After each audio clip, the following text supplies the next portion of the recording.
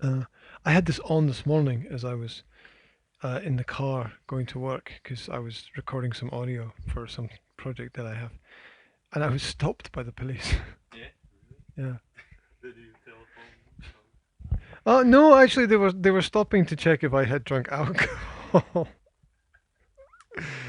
I was, do you really think that I would be recording myself talking if I had been drinking alcohol? Really? I mean, oh, English? Yes, yes, yes. Well, I was good. Well, I wanted to say no, I'm Scottish, but the woman looked really confused, and I didn't want to make her life any more complicated. So I was like, Yeah, they yeah confuse even that they have to speak English. So yeah, they live in a permanent state of confusion, and they never know when they stop somebody what situation they're going to have, and when they stop someone and they find that they're a foreigner and they've got a microphone hanging off the side of it, and yeah, they're playing with. I was playing with all this technical stuff in my car, and the woman is like, "What is he doing?"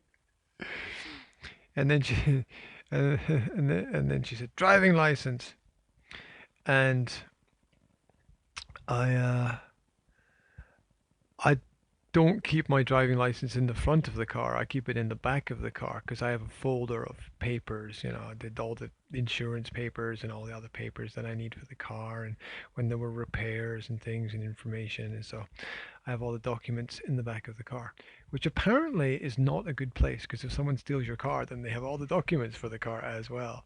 So, please nobody steal my car. And uh, and so I said I don't have a driving license here. Can give you my like Slovak identity card, and I gave that to her, and she looked at it and she went, "Nah, driving license." So then I got out of the car. Can you imagine the cables? I'm like moving all the cables and trying to get out of the car without tripping over anything. And she's looking at me like, what? What? And then, she's expecting that card, the driver's license card. Yeah, yeah, it's yeah, yeah. yeah, and I don't have one. I have a driver's license, which is legal, but I don't have a card because when I got my driving license like 20 years ago, Uh-huh. and there were no cards. There was just a piece of paper that you got. Mhm, mhm. So I have in my car that piece of paper from 20 years ago, right? All in English. It's a Uh-huh. big A4 green piece of paper Yeah. with a lot of writing. It's got pictures of different vehicles, and it says what you can drive and what you can't drive, and all it's got legal information. And she's license. I gave her this piece of paper. What is this? It's my driving license. Do you have any questions? Can I help you? Do you need some more information? and then, then, then she was like, I need to breathalyze you. I need to. No, no. She asked me about alcohol. She said, did you drink any alcohol today? It was like 7 o'clock in the morning, right? Or 6:30. It's like, what do you think that I've been? Do you think I get up and have half a bottle of whiskey for breakfast and then get in the car and drive to work, or what is the problem? And so I looked at her and said, I don't drink. She looked at me. I said, I don't drink. She said, I need to breathalyze you. Okay. I said, but I have to tell you, I've had two coffees.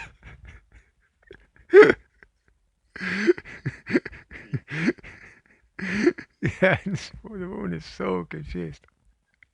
She just doesn't know what to think. And so she takes out of her pocket this little plastic thing that she give. You breath. Yeah, Yeah. yeah. She has to give it to me, and I have to open it, and I have to put it in the machine, and breathe into Mhm, it. mhm. Yeah, this is their system. It's a kind of compliance system. This is all psychologically prepared anyway. Because if you open the packet, then you feel obliged to perform the test, even though you don't have to. It's all Mhm. psychologically prepared because you're already involved. You've already done something. Therefore, if you can get someone to do a little thing, then you can get them to do a big thing. Mhm. But if you ask them to do a big thing first, they'll never do it. But if you ask them to do a little thing first, they'll do that little thing first, and then they'll do the big thing without any problem.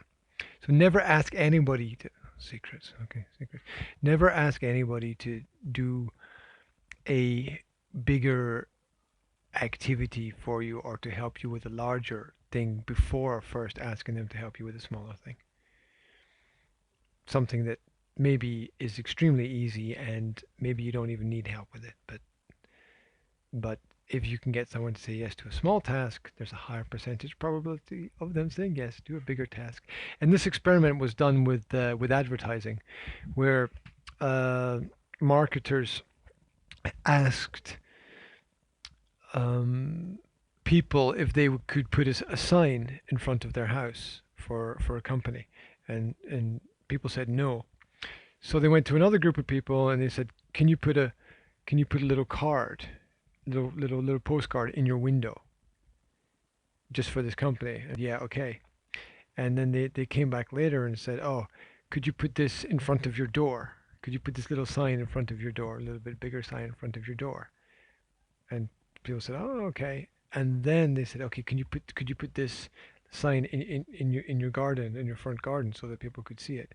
And some of the people said yes. So originally in the first test, everybody said no Mhm. when they introduced what they wanted.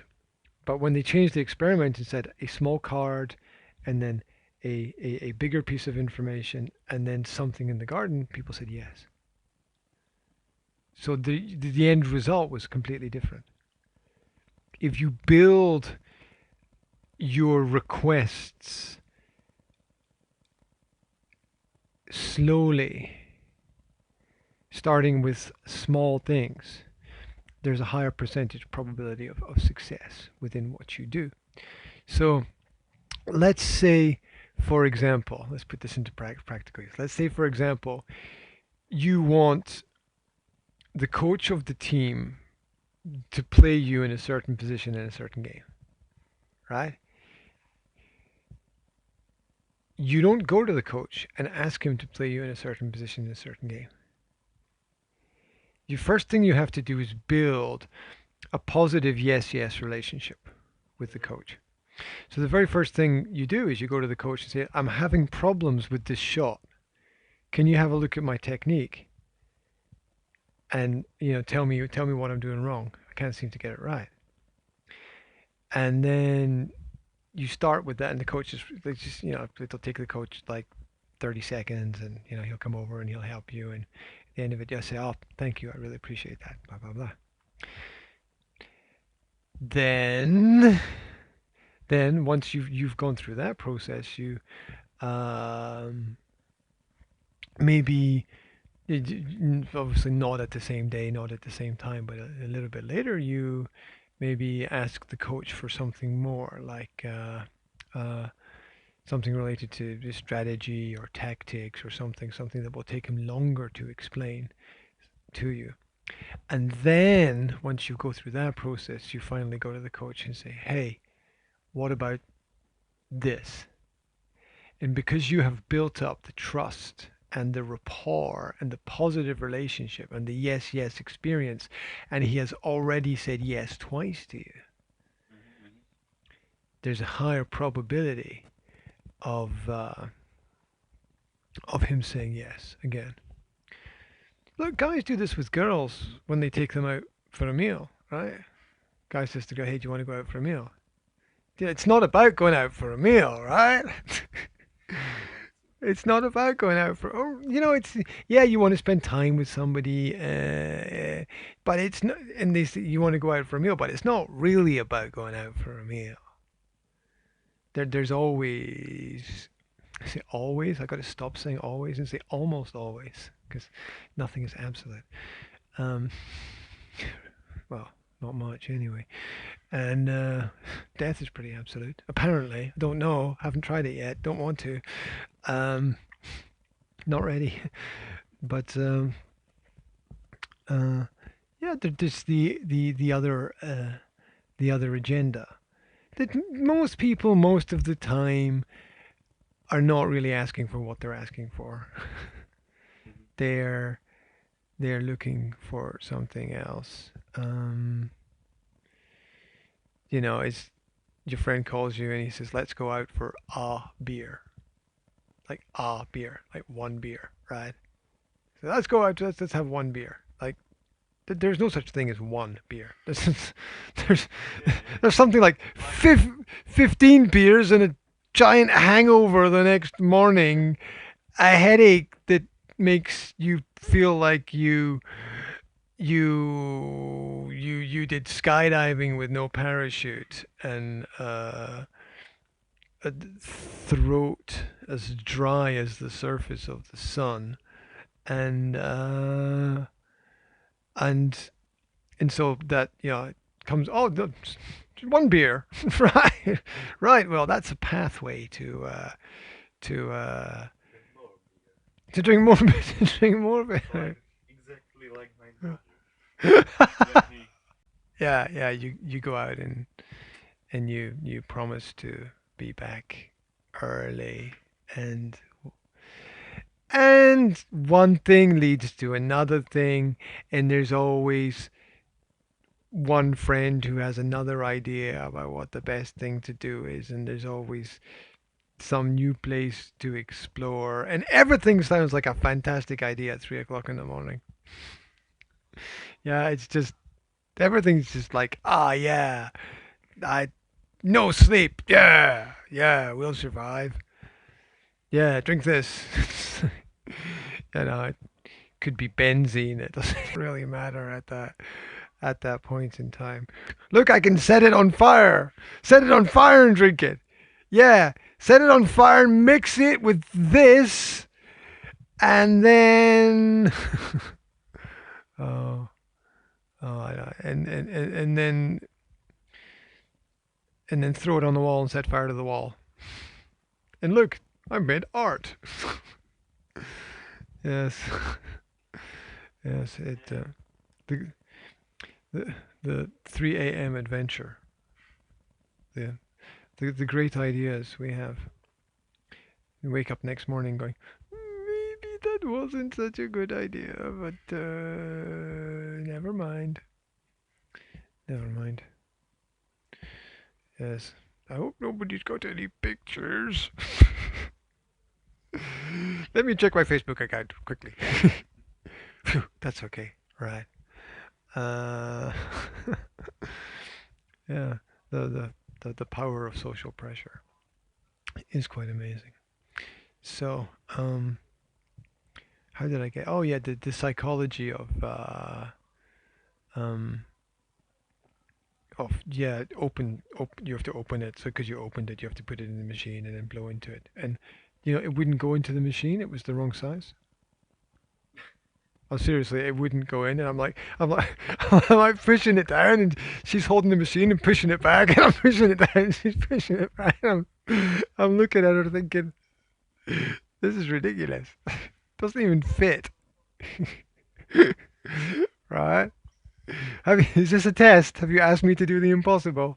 Maybe if I was drunk, I could do it. I don't know. I can't do this stuff sober.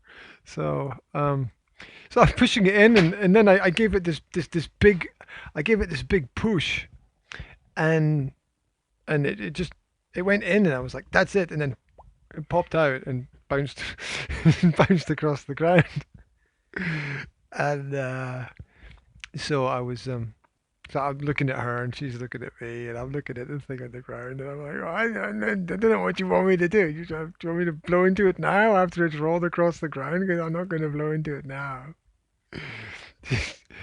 She looks at me the way that kind of a mother looks at a child who's just spilt their milk or something like that, and she opens her pocket and takes out another one of these. It's like, okay, you must have 100 of those. Okay. So I'd rip open the bag and like, yep, seems to be okay. Nothing blocking this one. And I just kind of lightly put it on top because you couldn't fit it in because it would fall out. And she held the machine, and and she's like, oh, breathe into it. And I'm like, as strongly as I could. And she's like, "You can stop now." And I'm just like, she's like, "No, I'm gonna keep going. I'm going for a record here." Yeah. And, and she looks at me and looks at the machine and says, "Okay, you can go." I'm like, "Thank you very much. Thank you very much. If you need help with anything else, feel free to get in touch." Oh my gosh.